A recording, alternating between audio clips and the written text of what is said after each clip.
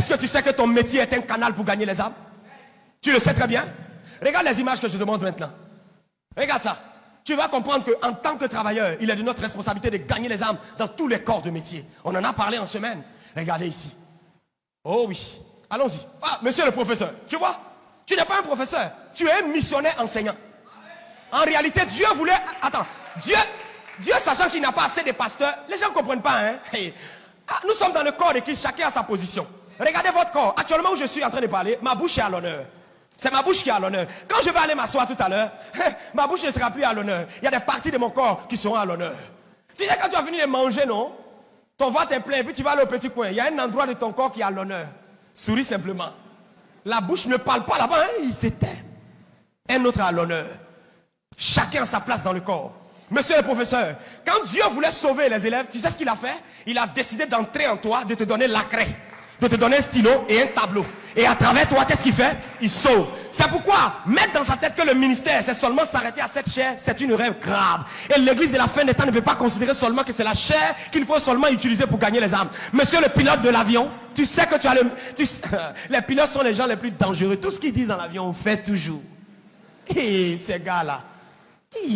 Tu es assis, tu n'as pas envie de mettre ta ceinture. Monsieur, mettez votre ceinture. Tu dis, ok, c'est fait. Parce qu'en haut là-bas, là, on ne discute pas. On ne discute pas, tu t'amuses. Hey, faut pas... Si on te dit, monsieur, est-ce que vous savez que ce que vous faites là, ça peut embrouiller l'avion, on va tomber. Tu vas dire, j'attache. Envoyez-moi d'autres cordes encore, je vais attacher. Mais Dieu t'a donné cette autorité, c'est pourquoi? C'est pour gagner les âmes. Quoi d'autre encore? Allons-y, monsieur le chauffeur de taxi. Combien de personnes montent dans vos taxis?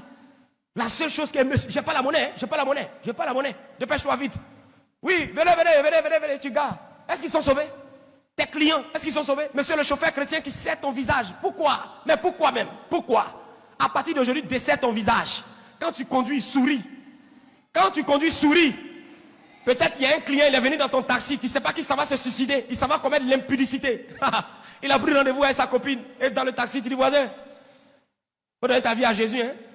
Et si tu veux vivre longtemps, sache qu'il y a un péché qu'on appelle l'impudicité. Les gens qui couchent avec les filles à gauche, à droite, ils tombent malades et tu peux mourir. Oh, je vois le Seigneur sauver les âmes à travers vous. Come on. Alors. Eh mes frères, le médecin. Voilà des gens encore très dangereux. Ceux-là. Tu n'as pas envie de prendre le comprimé. Il te dit, monsieur, vous avez 3 jours pour vivre. Si vous ne prenez pas ce comprimé, vous êtes mort. Tu vas dire, docteur, il n'y a pas d'autre comprimé encore. Tu ne peux pas ajouter d'autres. Je vais tout prendre, je te promets. Souvent même, c'est de l'eau, il te donne, juste pour travailler sur ta psychologie. Monsieur, on a cherché des médicaments partout à Kinshasa, partout dans le Congo. On a même appelé en Belgique. Il est resté 2. Il y avait un pour le roi du Maroc et ça pour toi. Ça, tu dois boire ça. Et la cigarette, tu dois l'arrêter immédiatement. Sinon, dans 4 jours, tu es mort. Je dis, docteur, sérieux? Oui. Non seulement la cigarette, non seulement j'arrête, docteur, mais même l'alcool, j'arrête tout, docteur, promis. Alors que c'est de l'eau, on lui a donné dans un sachet. Hein. On a travaillé sur sa psychologie. Le docteur va te prendre, quel que soit ton niveau de pasteur, grand bishop, il va te dire, couche-toi. Tu dis, couche. Ouvrez la bouche, monsieur. Vous ouvrez. Ouvrez bien les yeux, monsieur le pasteur. Ouvrez. Tu viens, tu dis, non, moi je suis révérend. On dit, ok, couchez-vous quand même. Couchez. Tu vas pas être là, là-bas, sauter les mains. Monsieur, couchez-vous. Soulevez les pieds. Soulevez. Monsieur le médecin, à tous ceux qui sont dans le corps médical, savez-vous que vous êtes missionnaires dans des blouses blanches? Le saviez-vous? Oh yes. Le ciel est ouvert. Les élèves et étudiants. Où sont les élèves et étudiants de l'Unikina? Comment? Vous êtes des potentiels missionnaires. Si c'est le mot pasteur qui te gêne, il n'y a pas de problème. Missionnaire au moins. Alors, que non, moi je suis dans le DHL. Vous savez ce qu'on appelle le DHL? Connaissez-vous le DHL? Non, c'est pas ce que tu sais. Le DHL, c'est le département des hommes libres. Ils font rien à l'église. Il y a des gens ici qui sont au DHL, mais ils n'ont pas de responsable. Ils sont eux-mêmes les responsables. Et quand ils viennent, ils sont là. Oh, compassion. Tu sais pas, c'est Marcelo, moi je l'aime, hein? Ah, tu l'aimes? Oh, ben, je le suis en train de... On m'a dit qu'il a limité, donc je suis... C'est fantastique. Ça fait 10 dimanches que je suis là-bas. Hein? Mais il ne faut pas voir. Hein? C'est cool. Hein? Ah, c'est cool. Hein? Tu sais que la chaise, si tu es assis là, quelqu'un a nettoyé, non? Tu sais qu'on t'a donné la place, hein? Quelqu'un est venu travailler, non? Et si un jour tu te mettais dans un département, à tous ceux qui ne sont pas dans le département, aujourd'hui c'est votre dernier jour de département des hommes libres. Sortez de ce département. Nous fermons ce département. On le fait disparaître au nom de Jésus de Nazareth. Quoi d'autre encore, mes frères? Voilà, monsieur l'avocat, le juge, on t'envoie des dossiers. Tu prends les cas, tu t'en vas en retraite spirituelle. Père, cette situation de litige conflictuel, famille, qu'est-ce que je dois faire? Et pendant que tu pries sur le dossier, le Saint-Esprit dit, prends tel article, prends tel article, prends tel article, demande ça. Quand tu vas dire ça, voilà ce que l'autre avocat va dire, l'autre juge va dire. Voilà. Le Saint-Esprit donne la tactique. Attends, étant donné maintenant qu'il t'a donné la tactique, tu appelles tes clients, tu dis, les gars, venez, votre situation est un peu compliquée. C'est vrai que je suis chrétien, j'ai prié pour ça, mais voilà ce que Dieu dit. On va prier. On va prier. Oui, c'est moi l'avocat, il vous dit ça. Mettez-vous à genoux, levez les deux mains. Père Céleste, répétez après moi. Fais-nous justice.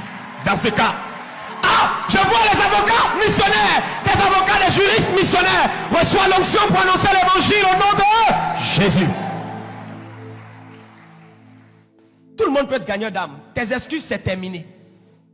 La nounou, la servante, toi qui t'occupes des enfants des gens. Hey! Mais si c'était moi chaque matin, j'impose les mains au bébé là. Rakatoba katalababa. Boriakatoba sheketebo. Dis avec moi, Jésus, Jésus. Dis, je t'aime, je t'aime. Dis avec moi, Seigneur Jésus, je t'accepte comme mon Seigneur Sauveur. 3 ans plus tard, cet enfant devient un enfant de Dieu. Parce que tu auras mis une sémence dans sa vie. À tous les boys, à tous les jardiniers, à tous ceux qui ont accès à l'intimité, les plombiers, les menuisiers, vous qui entrez dans les champs pour fixer les choses, alors que vous entrez parler en langue, prophétiser, déclarer, vous êtes des sacrificateurs dans la nouvelle alliance. Oh, je ne reçois pas d'amen, donne-moi l'amen. Oh, il y en a encore, hein? Alors, vite, le menuisier, tu vois, tes clients, qui encore? Le coiffeur, qui encore? La coiffeuse, le maçon. Les coiffeurs, même, vous êtes dangereux. Parce que pour vous, là, c'est-à-dire un coiffeur spirituel chrétien. Imagine-toi, le coiffeur du chef de l'État, si c'est un chrétien. Toujours ta main sur le chef de l'État. Ta main sur sa tête. Reçois. Chakala, baba, baba. Monsieur le Président, comme ça, s'il vous plaît, comme ça. Et le président dit, ok, comme ça. Monsieur le Président, merci. Tu mets un peu d'huile d'onction. Tu dis, Monsieur le Président, permettez-moi s'il vous plaît, je viens. Un peu d'huile d'onction. Les coiffeurs, levez les mains, recevez l'onction. Maintenant, au nom de Jésus. Oh yes. Alors rapidement, le maçon, tes collègues de chantier, qui d'autre encore? L'agent de communication, tes collaborateurs au travail. Tu as vu, toi qui dis que tu ne peux pas annoncer l'évangile, c'est fini, hein? Je viens de tuer toutes tes excuses. Terminé. Amen. Ok, avançons. Voilà, le sportif, monsieur le coach. Oui, allons-y. Voilà, monsieur Franck. Regardez monsieur Franck. Monsieur Franck, c'est un Franck-Christ comme toi. Alléluia.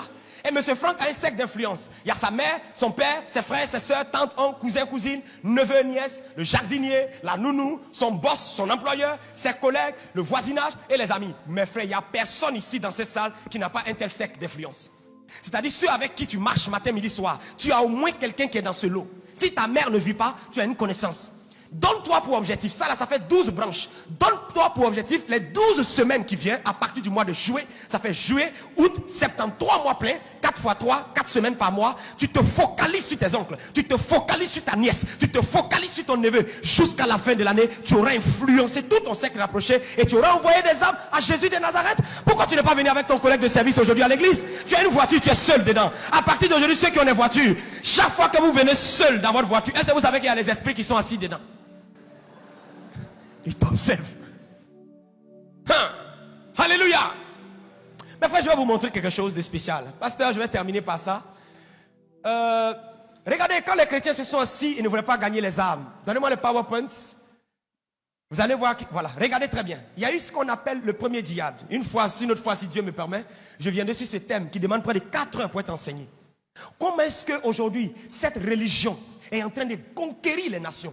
Pendant que l'église se battait, Non, ça n'est pas vrai. Ça là est vrai. Dieu a dit ça. Dieu n'a pas dit ça. La rétrogradation, la mondanité. L'islam a commencé ici, en Arabie, où il y a les étoiles. Vous voyez avec moi. Voici comment ils étaient. Chrétiens, on parle, on joue, on parle, on joue, on parle. On ne va pas en mission. C'est bien beau, on est nombreux aujourd'hui. Mais il y a encore dehors. Ils ont continué de bavarder. Qu'est-ce qui s'est passé? Continue. Après, regardez très bien.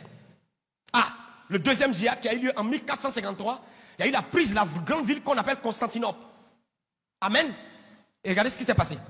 Qu'est-ce que vous constatez? Vous constatez quoi? Une expansion, une multiplication. De l'Arabie Saoudite, toute la péninsule du Nord a été prise. Alors qu'on dort, hey, mes frères, les gens travaillent. Au premier jour, je vous ai montré comment est-ce que les loges occultes, francs-maçons ont pris tout, ils construisent des temples, c'est-à-dire les bâtiments. Eh frère, quand tu vois ça, qu'est-ce que ça te fait? Ce n'est pas juste un coup d'histoire, mes frères, je suis désolé. Je le fais pour éveiller ta conscience. Je le fais pour te dire que les choses sont sérieuses. Continuons. Vous allez voir quelque chose. Et elle continue. Vous voyez ça? C'est venu jusque toute l'Afrique. Toute l'Afrique. Et l'église est là. Rien ne va prévaloir contre l'église du Seigneur. Mais toi, tu fais quoi pour que le royaume avance? Et souvent, ce qui fait mal, c'est que ceux qui se battent sur le terrain pour gagner les âmes, vous êtes les premiers à les lancer des pierres. À vous qui lancez les pierres à ceux qui gagnent les âmes. Un jour, Dieu va déposer sur vous un gros caillou. Si tu ne peux pas aller en mission, au moins accompagne ceux qui vont en mission. Au moins intercède pour ceux qui vont en mission. Prends tes ressources financières, mets à disposition de ceux qui vont en mission. Mes frères, dans ce monde-là, ce qui est en train de se passer, j'ai vu des jeunes gens, pasteurs, dans notre nation. Aujourd'hui, pour islamiser, ils ne se mettent plus en boubou. Et qu'est-ce qu'ils font? Ils prennent vos Bibles, ils enlèvent les versets pour vous convertir à l'islam. Et devant tout le monde, ils font en direct. Tu confesses que Mahomet est Seigneur. Jeunes chrétiens, vous dites que vous aimez le Seigneur? Si vous aimez le Seigneur, je vous défie, prenez vos rues, prenez vos villages. Ça vous dit que vous êtes zélés. Mais où est votre zèle? Ce n'est pas seulement danser, chanter. Allons parler de Jésus. À tous les intellectuels scientifiques, qui vous a dit qu'on ne peut pas utiliser la science pour gagner les âmes? Vous avez la connaissance intellectuelle. Utilisez ça pour faire des démonstrations. Pour convaincre les gens qui aiment la science. Il y a des personnes qui ne se convertissent pas par Alléluia. Ils se convertissent par une démonstration de puissance et explication intellectuelle. Tu donnes les explications intellectuelles, tu rentres dans la science, tu vas dans l'histoire, tu tombes dans la Bible, tu reçois encore dans la réalité. À la fin, ils disent, monsieur, vous m'avez convaincu. Ok, je vais donner ma vie à Jésus maintenant, voilà. Mais je ne peux pas me mettre à genoux, hein, voilà, parce que je suis bien habillé. Tu dis, monsieur, il n'y a même pas de problème. Donne seulement ta vie à Jésus. Point final. Tu as quelque chose qui peut faire avancer le royaume. Tu as quelque chose. Tu as quelque chose. Ne dis pas que je n'ai rien. Et regardez, pour terminer, regarde ce qui va se passer. Vous voyez, ils ont progressé. Et voilà. En 1918, voici les traces des colonisateurs. Ça dit presque tout le nord là-bas, la Tunisie, etc. C'était la France qui avait colonisé ça. Et quand on va sur l'autre côté, c'était l'Angleterre. Regardez bien, ça c'était 1918. Avançons. Quand on progresse, 60 ans plus tard, regarde ce qui va se passer. 60 ans plus tard, qu'est-ce qui va se passer? La France va commencer à partir et d'autres religions vont commencer à influencer. Avançons mes frères, si nous ne faisons rien, c'est dangereux. Bientôt, si nous ne faisons rien, voilà ce qui va se passer. Église de Jésus, tu n'es pas la seule qui est en mission. Tu as des adversaires qui sont en mission. Tu as des adversaires qui sont déterminés. L'une des raisons majeures, et je termine par là, pour laquelle on n'arrive pas à gagner les âmes, pasteurs, c'est dû au fait que nous refusons de se sacrifier pour le Seigneur. C'est la raison majeure. Payons le prix, mes frères. Dieu n'a pas donné un ange pour que nous soyons sauvés. Dieu n'a pas donné un archange pour que nous soyons sauvés. Il pouvait dire Michel va mourir pour les êtres humains. Mais il a dit non. L'être humain a trop de valeur à mes yeux. Moi-même Dieu, je prendrai la place. J'irai me livrer en tant qu'être humain pour le salut de l'humanité. Est-ce que le sang de Jésus a coulé en vain? Est-ce que c'est en vain que tu as été sauvé? Est-ce que c'est en vain que parmi les drogués, toi seul tu as été sauvé? Regarde tes amis qui sont morts. Comment se fait-il que le Covid a chicoté beaucoup de personnes à Kinshasa, mais tu n'es pas mort? La raison pour laquelle que tu en vis, c'est parce que Dieu veut compter sur toi pour que l'œuvre de Dieu aille de l'avant. Alors ce matin, je veux demander à tous ceux qui veulent avoir ce cœur de missionnaire de se tenir debout sur leurs pieds pour dire Seigneur, je me tiens debout parce que je veux le cœur de missionnaire. Si tu veux avoir le cœur de missionnaire, madame la coiffeuse, monsieur le juriste, monsieur le taximan, l'enseignant, les élèves, les étudiants, lèvons-nous mes frères et fermons nos cieux et commençons à réfléchir un temps soit peu. Commence à réfléchir.